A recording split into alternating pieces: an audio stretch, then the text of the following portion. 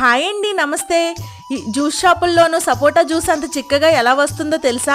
ఆ సీక్రెట్ ఏంటో ఈరోజు గీతా గోదావరి అమ్మాయి ఛానల్లో చూసేయండి. అచ్చం జ్యూస్ షాపుల్లో అయితే సపోటా జ్యూస్ ఎలా ఉంటుందో అలా చిక్కగా మనము ఎలా చేయాలో చూద్దాము. ఇవిగోండి సపోటా పళ్ళు. ఈ విధంగా బాగా పండిన సపోటా పళ్ళు తీసుకోవాలండి. తీసుకుని పైన ఉన్న తొక్కలన్నీ ఒలుచుకోవాలి. ఈ విధంగా బాగా పండినవి అయితేనే మనకు జ్యూస్ చాలా చిక్కగా బాగా వస్తుందండి. ఇదిగో చూసారు కదా, ఇందులో గింజలన్నీ తీసేయాలి. మొత్తం సపోటాలన్నీ ఒలుచుకున్నామనండి. ఒక జార్ పెట్టుకుని జార్లో సపోటాలు వలసినవి అంతా గుజ్జంతా వేసేసుకోవాలి. కాచి చల్లార్చిన పాలండి ఫ్రిడ్జ్లో పెట్టి ఇలా గడ్డ కింద చేసుకోవాలండి. అప్పుడు జ్యూస్ మనకి చాలా చిక్కగా వస్తుంది. ఇదిగోండి ఈ విధంగా వేసుకోవాలి. వేసుకుని ఇందులోనైతే మనము కంపల్సరీ బూస్ట్ ప్యాకెట్ వేసుకోవాలండి.